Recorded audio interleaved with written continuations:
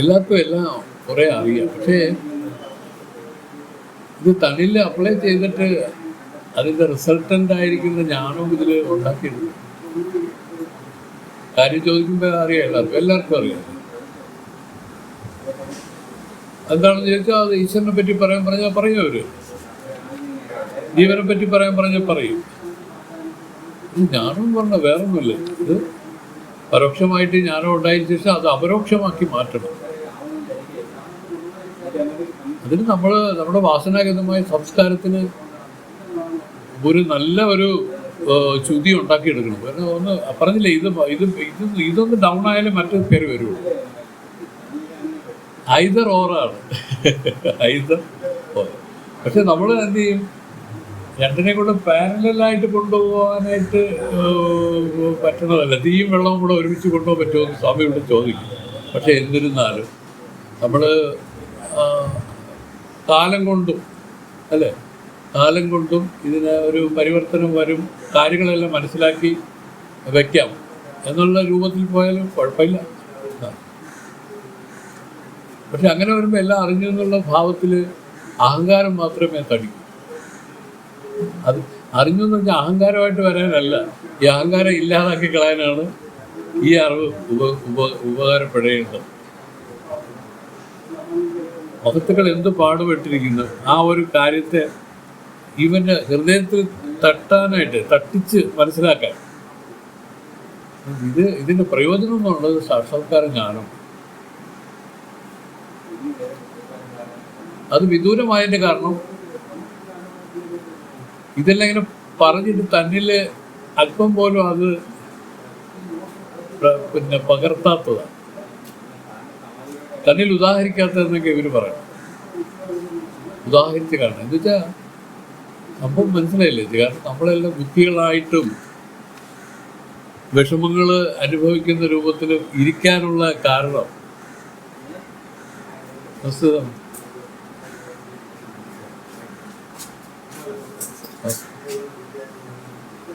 അജ്ഞാനമാണ്. ഈ സർവ്വ ദുഃഖങ്ങൾക്കും മൂല കാരണം എന്താണ്? അജ്ഞാനമാണ്. അജ്ഞാനം എന്ന് വെച്ചാൽ എന്താണ്? യഥാർത്ഥത്തിൽ എന്താണ് അജ്ഞാനം?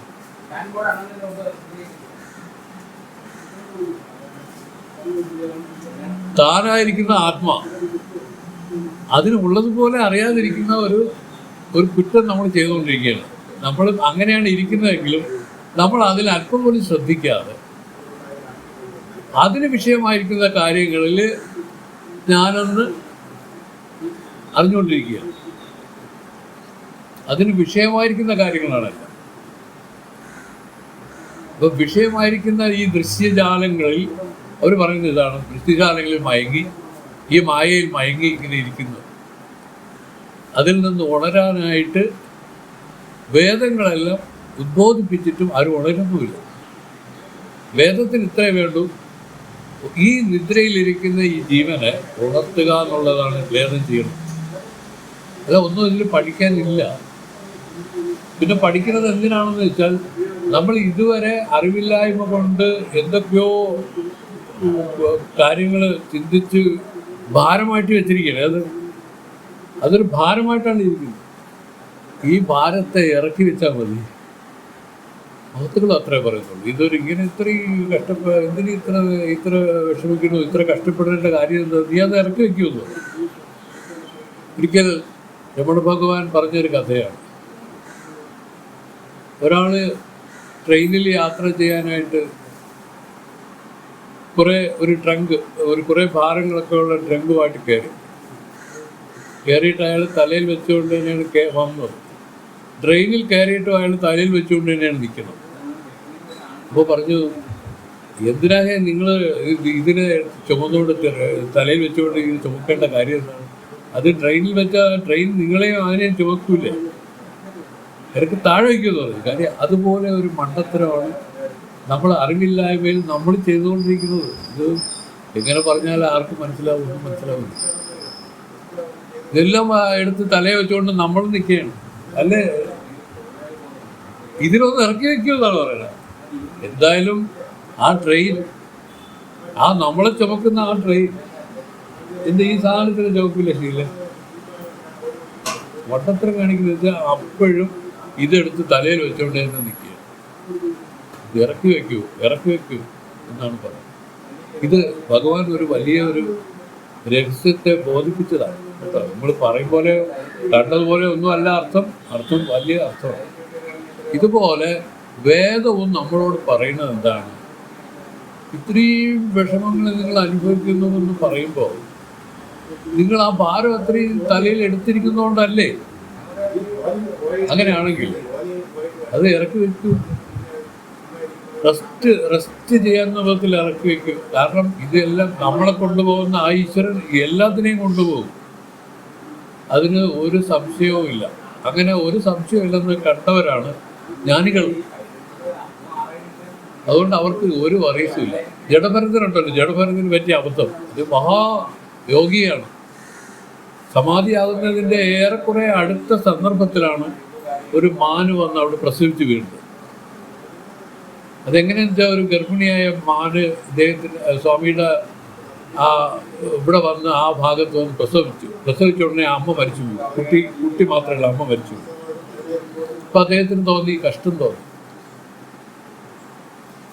അപ്പം അന്ന് മുതൽ അദ്ദേഹം കരുതലോടെ അതിന് പാലും ഒക്കെ കൊടുത്ത് വളർത്താൻ തുടങ്ങിയത്. വളർത്തി കുറച്ചൊക്കെ കൊണ്ട് ഒരു ഇതൊക്കെ ആയി. എന്നാലും എപ്പോഴും അതിന്മേൽ ശ്രദ്ധയോടുകൂടി നിന്ന് അദ്ദേഹത്തിന് മനസ്സിലായി, ഞാനിപ്പോൾ സമാധിയായി പോയ ഈ കുട്ടിയുടെ കാര്യം എന്താവും എന്നുള്ള ചിന്ത എപ്പോഴും അദ്ദേഹത്തിൻ്റെ ഉള്ളിലുണ്ടായി. അങ്ങനെ ജഡഭരതൻ മാനായിട്ട് എടുത്തത്. അപ്പോൾ സത്യം പറഞ്ഞാൽ വലിയ വലിയ മഹത്തുക്കൾക്ക് പോലും, എല്ലാം അറിഞ്ഞവർക്ക് പോലും, വേദങ്ങൾ നല്ല പഠിച്ചവർക്ക് പോലും ഇവിടെ ഒരു യുക്തി എടുക്കാൻ സാധിക്കുന്നില്ല. ഈ ഭാഗത്ത് യുക്തി എടുക്കാൻ സാധിക്കും. പറഞ്ഞില്ലേ, ഇതൊരു യുക്തിയിലാണ് ഈ ജ്ഞാനം ഇതിൽ അപ്ലൈ ആവുന്നത്. അത് എന്ത് ഫലം, അതിൻ്റെ ഫലം എന്താണ്? സർവ്വദുഃഖ നിവൃത്തി, പരമാനന്ദ പ്രാപ്തി രൂപമായിരിക്കുന്ന മുക്തി. സർവ്വദുഃഖ നിവൃത്തി, എല്ലാ ദുഃഖങ്ങളിൽ നിന്നും മോചനം. പിന്നെ അവർക്ക് ഒരുവിധ ദുഃഖങ്ങളും അവർക്കില്ലാത്ത, അവർ മുമ്പ് പ്രവർത്തിച്ചാണെങ്കിൽ എല്ലാം പ്രവർത്തിക്കുകയും ചെയ്യും. എല്ലാം വിട്ടുപേക്ഷിച്ച് ഹിമാലയത്തിൽ പോയി ഒളിച്ചിരിക്കുകയൊന്നുമില്ല.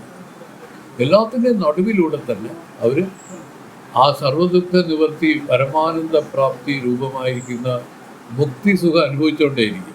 അവരൊക്കെയാണ് നമ്മുടെ ഈ മഹത്തുക്കളൊക്കെ. അതിന് അവർക്ക്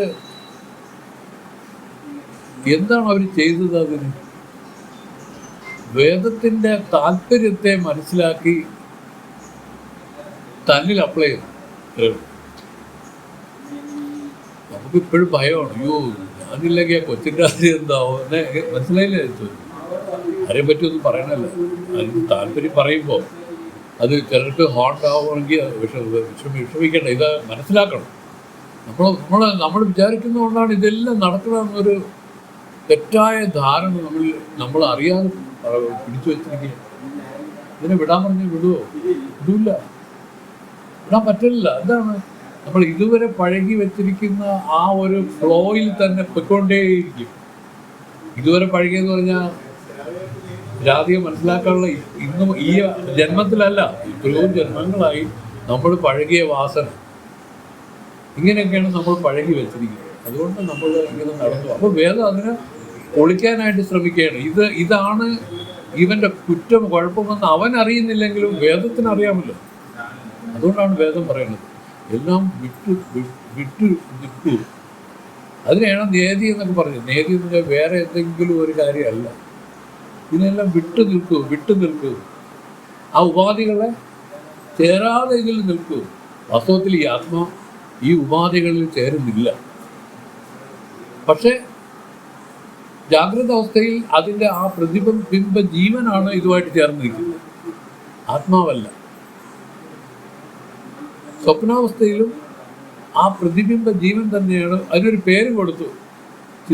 ഒരാളുടെ ചിതാഭാസൻ, മറ്റൊരാളുടെ തേജസ്സൻ. പറഞ്ഞില്ലേ, ആ ജീവൻ്റെ കാര്യങ്ങളാണ്, ആത്മാവിൻ്റെ കാര്യമല്ല. ആത്മാവിൻ്റെ സ്വരൂപത്തെ പറയുമ്പോൾ അത് നിത്യമാണ്. അത് ഒരു കാലം കൊണ്ട് ദേശം കൊണ്ട് മാറിപ്പോകുന്നതല്ല. ജീവന്മാർക്ക് മാറ്റമുണ്ട്. ചിതാഭാസൻ മാറി തൈജസ്സനാവും, തൈജസ്സൻ മാറി പാരമാർത്ഥികനാവും. ഇങ്ങനെ ജീവന്മാരെല്ലാം മാറി മാറി മാറി മാറി ഇതിൽ വന്നുകൊണ്ടിരിക്കുന്നു. ഈ ജാഗ്രത ജീവനാണ് ഈ ലോകവുമായിട്ടൊരു സംബന്ധം. സ്വപ്ന ജീവന് ഈ ലോകമായിട്ട് ഒരു സംബന്ധവും. സ്വപ്ന ജീവന്റെ സംബന്ധം ആ സൂക്ഷ്മത്തിലുള്ള കാര്യങ്ങളാണ്. ആ സൂക്ഷ്മത്തിലുള്ള കാര്യങ്ങൾ ചിന്തിച്ചാൽ മനസ്സ് തന്നെ കൽപ്പന ചെയ്ത് ഓരോന്നുണ്ടാക്കി, മനസ്സ് തന്നെ കൽപ്പന ചെയ്ത് ഓരോ സുഖത്തെയും കൽപ്പന ചെയ്യും, ദുഃഖത്തെയും കൽപ്പന ചെയ്യും. എല്ലാം ഈ മനസ്സ് തന്നെ സങ്കല്പിച്ചുണ്ടാക്കിക്കൊണ്ടിരിക്കുകയാണ്. സത്യം പറഞ്ഞാൽ അവിടെയും ആത്മ ഇതിൽ സാക്ഷി, ഇതിൽ കേവലം സാക്ഷിയായിട്ട് നിൽക്കുന്നത് മാത്രം. വേറെ ഒത്തി പറഞ്ഞാൽ ആ പ്രകാശത്തിലാണ് ഇത് നടക്കുന്നത്, ഈ സംഭവം നടക്കുന്നത്. ആ ഒരു പ്രകാശത്തിലാണ്. തെറ്റിക്ക് മനസ്സിലായല്ലേ? ആത്മാവ് ആണ് നാം എന്നറിയാതിരിക്കുന്ന ഒരു രൂപത്തിലാണ് നമ്മളെല്ലാം അജ്ഞാനികളായിട്ടിരിക്കുന്നത്. അജ്ഞാനം എന്ന് പറഞ്ഞാൽ അങ്ങനെ ഇരിക്കുന്നു എന്ന് പറയുന്നത് എന്തുകൊണ്ടെന്ന് ചിന്തിച്ച് അജ്ഞാനത്തെ മാറ്റാം. കാരണം ആ ബഹിർമുഖ ദൃഷ്ടിയിൽ തന്നെ എപ്പോഴും ഇരിക്കുക. വേദം പറഞ്ഞു കൊടുക്കുന്നത് എന്താണെന്ന് വെച്ചാൽ ഈ കാണുന്നവൻ ആരാണെന്നൊക്കെ ആരാഞ്ഞ് ഈ അന്തർമുഖം ഇതിൽ വന്നാൽ, ഇതിൽ അന്തർമുഖത്വം ഇതിൽ സിദ്ധിച്ചാൽ, ഇത് പറയുന്നു പെട്ടെന്ന് തന്നെ ഇതിൽ പരിവർത്തനങ്ങൾ വരാൻ തുടങ്ങും. അതാണ് സ്വാമി ഒരിക്കൽ പറഞ്ഞ ഒരു കാര്യം ഇപ്പോഴും ഞാൻ പറയാം. സ്വാമി പറഞ്ഞു, വെളിക്കാര്യങ്ങളൊന്നും ചെയ്യുന്നതിന് ഇപ്പോൾ പൊടിയും മനസ്സ് വെളിയിലോട്ട് വരുന്നില്ല. കാര്യങ്ങളെ പല കാര്യങ്ങൾ ഇങ്ങനെ ചെയ്യുന്നതിലൊന്നും പൊടി പോലും മനസ്സ് വെളിപ്പെടുന്നില്ല. ഇത്ര പാടാണ്. പക്ഷെ പണ്ടെങ്ങനെയായിരുന്നു? വെളിക്കാര്യങ്ങളിൽ മാത്രം മനസ്സിൽ ബന്ധപ്പെട്ടുള്ളൂ, അകത്ത് പോവേയില്ലായിരുന്നു. ഇപ്പൊ അങ്ങനെയല്ല. അവരെ സംബന്ധിച്ച് എപ്പോഴും മനസ്സ് അന്തർമുഖമായിട്ട് തന്നെ നിൽക്കും. അന്തർമുഖത എന്ന് പറയുന്നത് അങ്ങനെ ഒന്നില്ല. പക്ഷെ ഈ ബഹിർമുഖം ഇതിൽ കെട്ടടങ്ങിയ അന്തർമുഖത ഇത് സിദ്ധിക്കും. അന്തർമുഖതയാണ് ഇതിന് ശരിക്കുള്ളത്. ആ തന്നിലേക്കുള്ള ആ ഒരു നോട്ടം, ഇത് നമ്മൾ ആദ്യം പരിചയിക്കുന്നത് പോലെയാണ് ഇത് തുടങ്ങുന്നത്. കാരണം ഇങ്ങനെയാണ് നമ്മൾ ജന്മാന്തരങ്ങളായിട്ട് ഇങ്ങനെ ശീലം ഇങ്ങനെ കിടക്കുന്നത് കൊണ്ട് ഒരു വാക്കുകൊണ്ടോ ഒരു നോട്ടം കൊണ്ടോ ഒന്നും ഇത് മാറി വരില്ല. അതുകൊണ്ടോ മഹത്തിൽ തന്നെ പറഞ്ഞു, നിരന്തര പഴക്കത്താൽ വശത്തിൽ ഉന്മനന്നിൻ്റെ തിന്മാത്തിര വടിവമായിടിൽ മൈന്ദ കശത്ത ദേഹത്തിരിക്കലും ആനന്ദക്കടൽ വടിവാമി. എനിക്ക് പറഞ്ഞാൽ ഈ ദുഃഖപൂർണമായിരിക്കുന്ന ഈ ശരീരത്തിലാണ് ഇരിക്കുന്നതെങ്കിലും ആനന്ദക്കടലായിട്ട് മാറും. അതാണ് എന്താ ഈ ജ്ഞാനം കൊണ്ടുവരുന്ന പ്രയോജനം. അപ്പോൾ പറയും, നമ്മൾ സുഷുപ്തി നമുക്കറിയാം എല്ലാവർക്കും അല്ലേ? സുഷുപ്തി രോഗിയല്ല, പിന്നെ ധനികനല്ല, സന്യാസിയല്ല, ആണല്ല, പെണ്ണല്ല, അങ്ങനെയൊക്കെയാണ് പറയണത്. കാരണം എന്തറിയാം? ആ വ്യക്തിത്വം തീരെ ഇല്ലാതെ, വ്യക്തിത്വം അല്ലേ ഇതിനെ ഇങ്ങനെ പ്രദർശിപ്പിച്ചിരിക്കുന്നത്. ആ വ്യക്തിത്വം ഇല്ലാതെ ഇരിക്കുന്ന ഒരു സുഷുപ്തി ഭഗവാൻ നമുക്ക് തന്നിട്ട് പറഞ്ഞു, ഇത് തന്നെയാണ് ജ്ഞാനത്തിൻ്റെ എക്സാമ്പിളാണത്. അതെങ്ങനെ? ബോധപൂർവമായിട്ട് ഈ ലോക വിഷയങ്ങളെ, നമ്മൾ ഈ പറഞ്ഞ കണക്ക് ഈ ഉപാധികളെ നേര് ചെയ്ത് ഇതിൻ്റെ അവധിയിൽ ഇങ്ങനെ നിൽക്കാൻ ശ്രമിച്ചാൽ അവർ പറയുന്നു, അതാണ് നമ്മൾ ധ്യാനമായിട്ട് പറയുന്നത്. ഈ ധ്യാനം സമാധി കൊണ്ട് തരും. അവിടെ ഇത് തന്നെയാണ്. ഇത് വെട്ടത്തിലാണ് ഇത് നടക്കുന്നത്. ഏത് ആണല്ല, പെണ്ണല്ല, ആ വ്യക്തിത്വം ഇല്ലാതെ നിൽക്കുന്നതല്ല. ഇതുപോലെ സുഷുപ്തിയിൽ എങ്ങനെ നിൽക്കുന്നു അതുപോലെ സമാധിയിലും ഈ നിൽപ്പാണ് ഇത്. അപ്പോൾ ഇവിടെയുള്ള പ്രത്യേകത, ഇവിടെ ബോധപൂർവമായതുകൊണ്ട് ഇതിനെ അറിയാം, ഒരാൾക്കറിയാം. ഇതിൻ്റെ പ്രത്യഭിജ്ഞയിൽ ജ്ഞാനം ഉണ്ടാവും. പ്രത്യഭിജ്ഞ എന്ന് വെച്ചാൽ അവിടെ ഇരുന്ന് അഴിഞ്ഞു വരുമ്പോൾ അവിടെ നടന്ന കാര്യങ്ങളെല്ലാം നമുക്ക് ബോധിക്കാം, നമ്മളിലൂടെ അത് നടക്കും. അവിടെ നടന്നതെല്ലാം പിന്നീട് തുടർച്ചയായിട്ട് നടന്നുകൊണ്ടിരിക്കും. ഇതാണ്. അപ്പം ഈ സ്മൃതി എന്നും പ്രത്യഭിജ്ഞ എന്നും രണ്ടുണ്ട് കേട്ടോ. അതിന് സ്മൃതി എന്ന് പറഞ്ഞാൽ എന്താണെന്ന് ചോദിച്ചാൽ സ്മൃതിജ്ഞാനം, പ്രത്യഭിജ്ഞാനം. സ്മൃതിജ്ഞാനം എന്ന് പറഞ്ഞാൽ ഒരു മാൻകുട്ടി പ്രസവിച്ച് വീണ ഉടനെ അത് ആരും പറയാതെ തന്നെ അമ്മയുടെ പാല് കുടിക്കാനായിട്ട് അത് ചാടി എണീക്കുന്നതും അത് ആരും പഠിപ്പിക്കുന്നതല്ല, ആരും പറഞ്ഞു കൊടുത്തതുമില്ല. ഇതിനെയാണ് സ്മൃതി എന്ന് പറയുന്നത്. അതിന് അവ്യക്തമായിട്ട് അറിയാം, അതാണ് അതിന് പ്രേരകമായി നിന്ന് ഇത് ചെയ്യിപ്പിച്ചത്. ഇവിടെ അതല്ല, അവ്യക്തമായിട്ട് അറിയുന്ന കാര്യമല്ല. പ്രതിവിദ്യ എന്ന് പറഞ്ഞാൽ സ്പഷ്ടമായിട്ട് അറിയാം, ആ അനുഭവത്തിൽ അങ്ങനെ നിൽക്കുന്ന കാര്യം തന്നെ, പകൽ പോലെ അനുഭവമാണ്. ഇവിടെ ഇപ്പോൾ നമുക്ക് സമാധി കഴിഞ്ഞു വരുന്ന പ്രതിവിജ്ഞയാണ് ഇവിടെ ആവശ്യം. സമാധി എന്ന് പറഞ്ഞാൽ വേറെ ഒന്നുമില്ല, മനസ്സ് ഉണർവോടുകൂടി സുഷുപ്തിയിൽ നിൽക്കണം.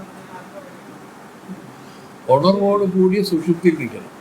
ജാഗ്രത സുഷുപ്തി എന്നാണ് എൻ്റെ പേര്. ജാഗ്രതത്തിൽ ഈ സുഷുപ്തി ഉണ്ടാവും, സുഷുപ്തി ഗുണമില്ല. അതിലെന്താണ് കുഴപ്പം രാധികെ? മനസ്സ് ലയിച്ചു പോയി. മനസ്സ് ലയിച്ചു എവിടെ? നമുക്ക് അറിയേണ്ട ആളുകളെന്ന് പറയുന്നത് ഈ കരണങ്ങളാണ് ഇത് അറിയേണ്ടത്. ആത്മാവിന് ഇത് അറിയേണ്ട ആവശ്യമില്ലല്ലോ, ഉണ്ടോ? ഈ കരണങ്ങൾക്കാണ് ഇത് അറിയേണ്ടതും. അതിനാണ് ഈ പരിവർത്തനം വരെയും വേണ്ടത്. അതിനു വേണ്ടിയിട്ട് ആ കരണങ്ങൾ അവിടെ ലയിച്ചു പോയത് കൊണ്ട് സുഷുപ്തി കൊണ്ട് പ്രയോജനപ്പെട്ടില്ല എന്നാണ് പറയുന്നത്. പക്ഷേ എന്നാൽ സുഷുപ്തിയിൽ അത് നടന്നു, അവിടുത്തെ ആ അനുഭവം വ്യക്തമായെങ്കിൽ അയാൾ ജ്ഞാനം ഉണ്ടായത്. അവിടാണ് വേദം പറയുന്നത്, ആ സുഷുപ്തിയെ നോക്കൂ നീ. നിനക്ക് അവിടെ നീ ആരാണ്? അവിടെ നീ ആണാണോ പെണ്ണാണോ? നീ രാജാവാണോ? നീ ബ്രാഹ്മണനാണോ ക്ഷത്രിയനാണോ വൈശ്യനാണോ? നീ ആരാണ് അവിടെ? ഒന്നുമല്ല, അഖണ്ഡ ബോധമാണത്. മനസ്സിലായത്? അഖണ്ഡ ബോധമാണെന്നാണ് അത് വേദം പറഞ്ഞു തരേ. നമുക്കറിഞ്ഞൂടാ എന്തിനാണ്. ബോധരൂപമായിട്ട് താൻ നിൽക്കുകയാണ്, ഉണർവോടുകൂടി നിൽക്കുകയാണ്, ഇത്രേ ഉള്ളൂ. പക്ഷെ ഇവിടെ സുഷുപ്തിയിൽ അങ്ങനെ നിന്നിട്ടും കരണങ്ങളെല്ലാം ലയിച്ചു പോയത് കൊണ്ട് അതിനെ ഉണരാൻ സാധിച്ചില്ല. അതുകൊണ്ടാണ് വേദം നമുക്ക് ജാഗ്രത സുഷുപ്തിയെ സൃഷ്ടിക്കാൻ, അതാണ് സമാധി. ജാഗ്രത സുഷുപ്തിയെ സൃഷ്ടിച്ച് കാണിക്കുകയാണ്. അത് ലോക വിഷയങ്ങളെല്ലാം മിഥ്യയാണ്, ഇല്ലാത്തതാണ്. മയിൽക്കൊമ്പ് പോലെ, മരടി മകനെ പോലെ, താണൂൽ പുരുഷനെ പോലെ വാസ്തവത്തിൽ ഇല്ലാത്തതാണ്. പക്ഷെ ഉള്ളതുപോലെ തോന്നുന്നത് മാത്രമേ ഉള്ളൂ, വാസ്തവമല്ല എന്ന് പറഞ്ഞ് നമ്മളെ ബോധിപ്പിച്ചിട്ട് ഇതിനോട് വച്ചിരിക്കുന്ന സത്യബുദ്ധിയെ നമ്മളെ കൊണ്ട് തന്നെ പിൻവലിപ്പിക്കും. അതോടുകൂടി ഇതില്ലാതാണ്. കാരണം ഇത് വിളങ്ങുകയും സുഖമായിരിക്കുകയും ചൈതന്യമായിരിക്കുകയും ചെയ്യുന്നതിൻ്റെ കാരണം താൻ അതിൽ ഇത് കൊടുത്തിരിക്കണം, ആ ഉണ്മ അതിൽ കൊടുത്തിരിക്കുകയാണ്. യഥാർത്ഥത്തിൽ ആ ഉണ്മയെ പിൻവലിച്ചാൽ ഇതൊന്നും തന്നെ ഇല്ല. താനാണ് ആ ഉണ്മ, അതിലിരിക്കുന്ന ഉണ്മ, താനാണ് അതിലിരിക്കുന്ന ചൈതന്യം, അതിലിരിക്കുന്ന സുഖവും താൻ തന്നെയാണ്. ഇത് വിപരീതമായ അധ്യാസം ഇങ്ങനെ വന്നതുകൊണ്ടും തെറ്റിദ്ധാരണയാണ് ഇപ്പോൾ ഉണ്ടായിരിക്കുന്നത്. ഈ തെറ്റിദ്ധാരണ നീങ്ങുന്നതിനെയാണ് ശരിയായ ജ്ഞാനം ഉണ്ടായി എന്ന് പറയുന്നത്. നമ്മളിപ്പോൾ തെറ്റിദ്ധരിച്ചിരിക്കുകയാണ്. ഇപ്പം ചേച്ചി എന്നെ നോക്കിയിട്ട് പറയും വേറെ ഏതോ ഒരാളാണ്. ശരിക്കും ഞാൻ തന്നെയാണ് അർജുന, നീയായിട്ടിരിക്കുന്നതും ഈ ദുര്യോധനായിട്ടിരിക്കുന്നതും ധൃതരാഷ്ട്രമായിട്ടിരിക്കുന്നതും എല്ലാം ഈ ഞാൻ തന്നെയാണ് അർജുന. ആര് പറഞ്ഞു? കൃഷ്ണൻ ഒരിക്കൽ പറഞ്ഞു, എന്നിൽ നിന്ന് വേറിട്ടായി ഒന്നുമില്ല ധനഞ്ജയ, എല്ലാം നൂലിൽ മണികൾ പോലെ എങ്കിൽ കോർത്തുന്നപ്പോൾ. അപ്പം വാസ്തവത്തിൽ നമ്മളിപ്പോൾ പറയും ഞാൻ ചന്ദ്രൻ എന്ന് പറയും, അല്ലെങ്കിൽ ഞാൻ ഓമന എന്ന് പറയും. ഞാനെന്ന് പറയുന്നത് ഓമനയാണ്. അപ്പം ഞാനെന്ന് പറഞ്ഞ ഞാനെന്ന് പറയുന്ന വെളിച്ചം, ഓമന എന്ന് പറഞ്ഞ ഇരുട്ട്. ഇത് രണ്ടും കൂടെ ചേരില്ല. പക്ഷേ അവിചാരത്തിൽ ഇത് ചേർത്ത് വെച്ചിരിക്കണം നമ്മൾ. എന്താണ് ഇതിൽ വിവേകം ഇല്ലാത്തതുകൊണ്ട് നമ്മളത് മൂഢമായിട്ട് ഞാൻ ഓമന അല്ലെങ്കിൽ ഞാൻ ചന്ദ്രൻ എന്ന് പറയും. ഞാൻ യഥാർത്ഥത്തിൽ ആരാണ്? ആത്മസ്വരൂപങ്ങളാണ്. ഭക്തങ്ങൾ പറയുന്നു ആത്മസ്വരൂപമാണ് എൻ്റെ യഥാർത്ഥ സ്വരൂപം. എൻ്റെ അദ്ദേഹത്തിൻ്റെ കൂടെ ചക്രവർത്തി ചോദിച്ചു, മോനെ കുഞ്ഞൻ നീ ആരാണ്? ഇത് നീ ആരാണെന്ന് ചോദിച്ചില്ലേ? ആരാ പേർ പറഞ്ഞു? മറ്റേ മിണ്ടാതെ സംസാരിക്കാത്ത ഒരു കുട്ടി ഉണ്ടായിരുന്നല്ലോ. അപ്പോൾ അമ്മ ആ കുട്ടിയെ കൊണ്ടുവന്ന് ശങ്കരഭഗവത്പാദരെ കാണാനായിട്ട് നിന്ന ഉടനെ തന്നെ അമ്മ പറഞ്ഞു, ഈ കുട്ടി ജനിച്ചിട്ട് ഇതുവരെ സംസാരിച്ചിട്ടില്ല സ്വാമി, ഞങ്ങൾക്ക് ആകെ ഒരേ ഒരു സന്താനമേ ഉള്ളൂ, ഞങ്ങൾ വളരെ വിഷമത്തിലാണ്, സ്വാമി ഒന്ന് അനുഗ്രഹിക്കണം, ഞങ്ങളെ രക്ഷിക്കണമെന്നൊക്കെ പറഞ്ഞു. അപ്പോഴാണ് ഭഗവത്പാദരെ ആ കുട്ടിയെ നോക്കിയിട്ട് അദ്ദേഹം ചോദിച്ചു, കുഞ്ഞ് നീ ആരാണെന്ന് ചോദിച്ചു. പെട്ടെന്ന് പറയാൻ തുടങ്ങി. ഇവരെന്തൊക്കെയോ ചോദിച്ചു, ഇത് ഒരക്ഷരം വേണ്ടിയിട്ടില്ല. കാരണം ചോദ്യത്തിന് എന്താ പറയും, ഒരു ജെന്യൂൻ ക്വസ്റ്റ്യൻസ് അല്ലത്, ജെന്യൂൻ അല്ലത്. അതുകൊണ്ടാണ് കുട്ടി ഒന്നും ഉണ്ടായിരിക്കും. മോനെ ഇതിന് വിശപ്പ് തീർന്ന, അയ്യോ നീ തിന്നില്ലേടാ എന്നൊക്കെ ചോദിക്കും. ഉണ്ടൂല, കണ്ട പാമ്പ് പോലും കാണിക്കില്ല, ഒട്ടനെ പോലെ ഇരുന്നു എന്നാണ് ആ കുട്ടിയെ. അവസാനം ഭഗവത്പാദർ ചോദിച്ചു, മോനെ കുഞ്ഞ് നീ ആരാണെന്ന് ചോദിച്ച ഉടനെ തന്നെ അങ്ങോട്ട് സംസാരിക്കാൻ തുടങ്ങി.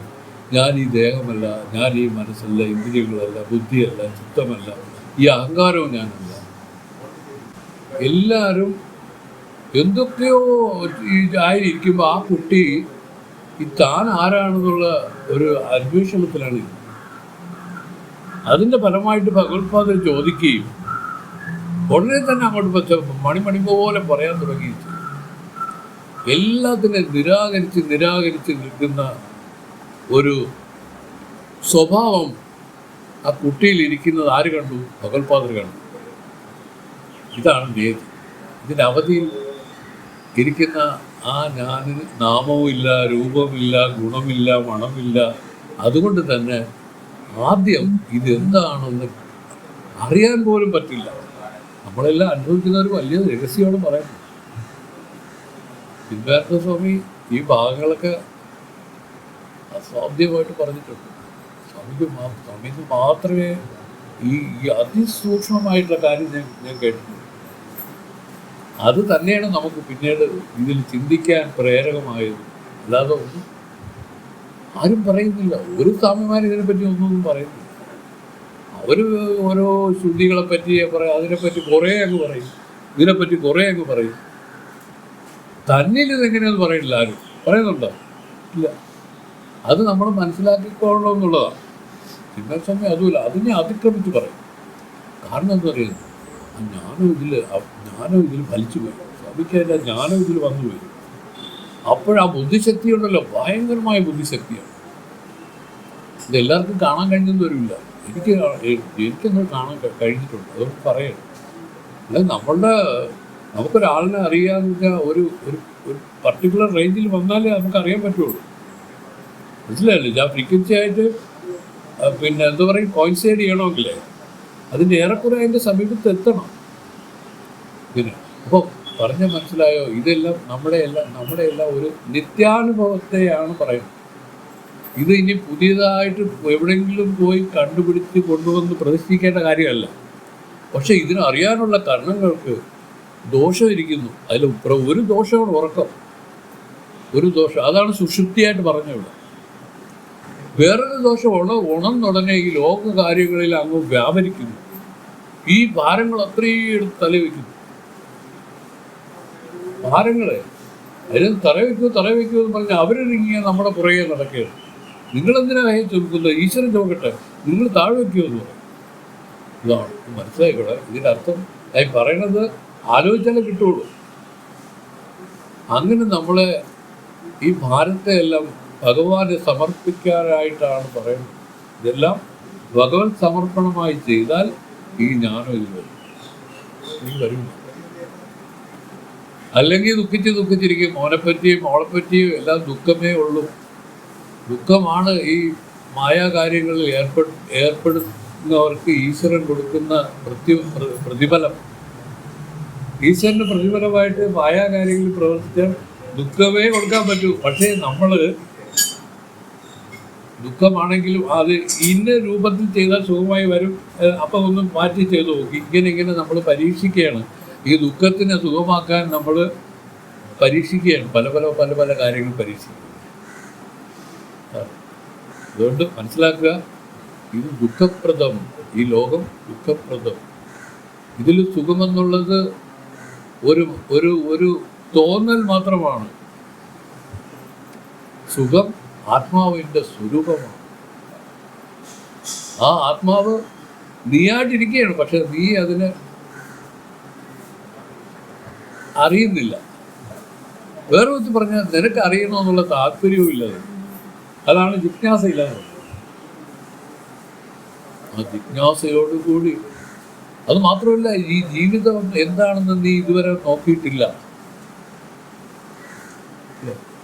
നിനക്ക് മുമ്പ് നിന്റെ അച്ഛനുണ്ടായിരുന്നുണ്ടോ? നിന്റെ അപ്പൂപ്പനുണ്ടായിരുന്നുണ്ടോ? ആരെങ്കിലും ഉണ്ടോ? എത്ര ഇതെല്ലാം ആ കാലത്തിൻ്റെ കുത്തൊഴുക്കിലെല്ലാം പൊയ്ക്കൊണ്ടിരിക്കുന്നു. ഇതിനിടയ്ക്ക് നീ തന്നെ എത്ര കാലം ഇരിക്കുമെന്ന് ആർക്ക് പറയാൻ പറ്റും? അങ്ങനെ ഇരിക്കുന്ന ഒരു അനിശ്ചിത അവസ്ഥയിലാണ് നമ്മൾ ഈ ഭാരം ഇറക്കി വെക്കാതെ പിന്നെയും പൊയ്ക്കൊണ്ടിരിക്കുക. ഇറക്കി വെച്ച് ഈശ്വരനെ സമർപ്പണം ചെയ്ത് ആ ജ്ഞാനത്തെ സമ്പാദിച്ചാൽ നമുക്ക് ഈ ജന്മം പ്രയോജനമായി മാറി. ഇതാണ് പറയുന്നത്. ജന്മം ഉപയോഗം, അതായത് അത് ഫലപ്പെട്ടു. ഈ ജന്മം ഈശ്വര അർപ്പണം ചെയ്യാൻ സാധിച്ചു എന്നൊക്കെ അവർ പറയും. ഇത് ഈശ്വരാർപ്പണം ചെയ്യേണ്ടതാണ്. അറിഞ്ഞുകൊണ്ട് ഈശ്വരാർപ്പണം ചെയ്യണം, അല്ലെങ്കിൽ പിടിച്ചു പറിക്കുക. അതാണ് മരണമായിട്ട് ഇരിക്കുന്നത്. അറിഞ്ഞുകൊണ്ട് ഈശ്വരാർപ്പണം ചെയ്യുന്ന ജ്ഞാനമായിട്ട് വരും, അല്ലെങ്കിൽ ഭഗവാനെ പിടിച്ചു പറിക്കുക മരണമായിട്ട് വരും. ചില യുക്തികൾ പറഞ്ഞതാണ്, ആലോചിച്ച് നോക്കല്ലേ. അതുകൊണ്ട് അറിവുള്ളവർ, വിവേകികൾ ഇത് ഭഗവത് സമർപ്പണമായിട്ട് കൊടുക്കും. അതുകൊണ്ട് അവർക്ക് മരണവുമില്ല, അവരുടെ മരണം അവരിൽ നിന്ന് മാറി. അപ്പം ഇങ്ങനെയൊക്കെയാണ് കാര്യങ്ങൾ പോണത്. ശാസ്ത്രങ്ങൾ പഠിക്കുക എന്ന് പറഞ്ഞാൽ ഒരുപാട് കാര്യം, ഇപ്പം ആകുന്തകം അറിയേണ്ട സ്വാഭാവികം എന്നൊക്കെ പറഞ്ഞ് ഒരുപാട് നമ്മൾ പഠിക്കുന്നുണ്ടെങ്കിലും ഇതിനകത്തിരിക്കുന്ന ഒരു ഗൂഢാർത്ഥത്തെയാണ് എക്സ്ട്രാക്ട് ചെയ്യാണോ നമ്മൾ. വിവേകം എന്ന് പറയുന്നത് അതിനെ മാത്രം എക്സ്ട്രാക്ട് ചെയ്തെടുക്കുന്നതാണ്. ഹംസപക്ഷികളെന്ന് പറഞ്ഞൊരു പക്ഷികളുണ്ട് പോലും, എവിടെ? ഹിമാലയത്തിലൊക്കെയാണ് കാണുന്നത്. അതിൻ്റെ പ്രത്യേകത, പാലും വെള്ളവും കൂടെ കൂട്ടിക്കലർത്തി വെച്ചു കൊടുത്താൽ അത് പാല് മാത്രം കുടിച്ചിട്ട് പോകും. അതിൻ്റെ ഒരു വലിയ പ്രത്യേകതയാണ് ഹംസപക്ഷികളുടെ പ്രത്യേകത. ഇതുപോലെ പരമഹംസന്മാരായിരിക്കുന്ന സന്യാസിമാർ ഇതിൻ്റെ അകത്തിരിക്കുന്ന ഗൂഢാർത്ഥത്തെ അറിഞ്ഞ് അവർ ജീവിത വിജയം, ശ്രേയസിലേക്ക് പോകും. ശ്രേയസ്സെന്നും പ്രേയസ്സെന്നും രണ്ട് ഉന്നതികളുണ്ട്. പ്രേയസ് എന്ന് വെച്ചാൽ ഭൗതികമായിട്ടുള്ള ഉയർച്ചയാണ് പ്രേയസ് എന്ന് ഉദ്ദേശിക്കുന്നത്. ശ്രേയസ് എന്ന് പറഞ്ഞാൽ എന്താണ് ചേച്ചി? ജീവനെ ഉദ്ധരിക്കുന്നത്, ജീവൻ്റെ ഊർദ്ധഗതി. ഇതിൽ ശ്രേയസ്സിനെ വിട്ടിട്ട് പ്രേയസിലേക്കാണ് നമ്മളെല്ലാവരുടെയും ശ്രദ്ധ നിൽക്കുന്നത്. കുഴപ്പമൊന്നുമില്ല, പക്ഷേ അതുകൊണ്ട് നമുക്ക് ഫലമില്ല.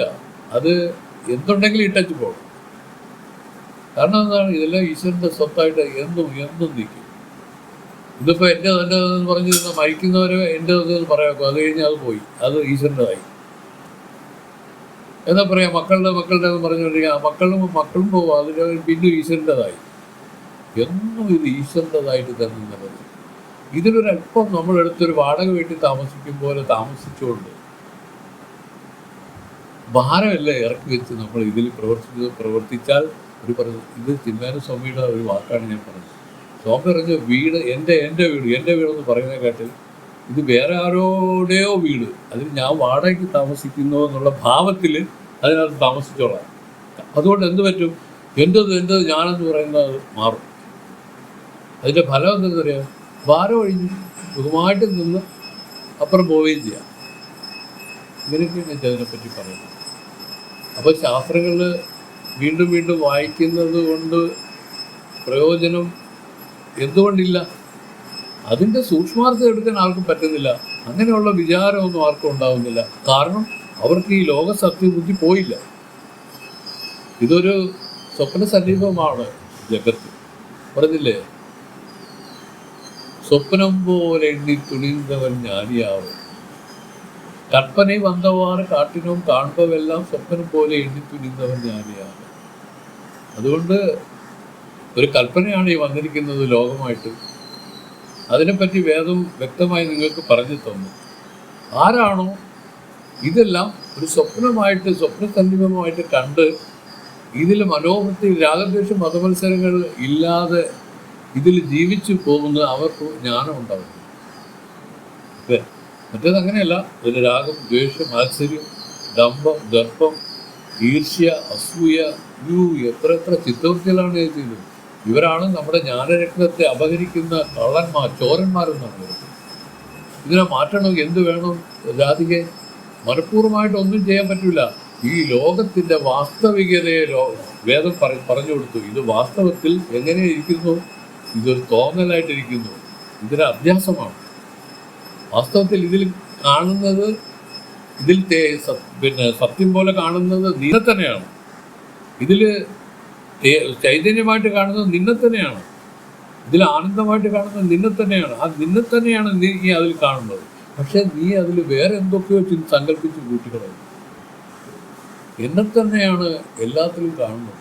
അതല്ലേ ഭഗവാൻ പറഞ്ഞതല്ലേ, ഞാൻ തന്നെയാണ് അർജുന നീയും ഈ പറയുന്ന ദുര്യോധനനും എല്ലാം ഞാൻ തന്നത്. ഇതെല്ലാം എൻ്റെ ഒരു ലീലയാണ് അർജുന, ഒരു ലീലയാണ്. ഭഗവാന്റെ ഒരു ലീലയാണ് ഈ നടക്കുന്നത്. ഇതിൽ ഈശ്വരന് അറിയാൻ ലീലയെന്ന്, ജീവന്മാർക്ക് അത് വലിയ സീരിയസ് മാറ്ററാണ്. ഈ സീരിയസ് മാറ്റർ മാറ്റി അത് ഭഗവാനെ പോലെ തന്നെ അതൊരു ലീലയായിട്ട് കാണാൻ ശ്രമിച്ചാൽ മനസ്സ് ശാന്തമായി, അതിലെ കന്മഷങ്ങളെല്ലാം നീങ്ങി അതിൽ ഏകാഗ്രത വരും. ഏകാഗ്രത അന്തർമുഖ ദൃഷ്ടി ഉണ്ടായി ജ്ഞാനമടയും. ഇത് വെറും നേരെ ജ്ഞാനമടയില്ല, നേരെ ആ സുഹൃത്തുക്കളുമാരുടെ സഹായം ഇതിൽ വന്നു ചേർന്ന് ഇത് ജ്ഞാനമടയും. അങ്ങനെയാണ് മുക്തി ഇതിൽ കൈവരുന്നത്. നമുക്ക് തൽക്കാലം ഇവിടെ ഇങ്ങനെ നിർത്താം, അല്ലേ?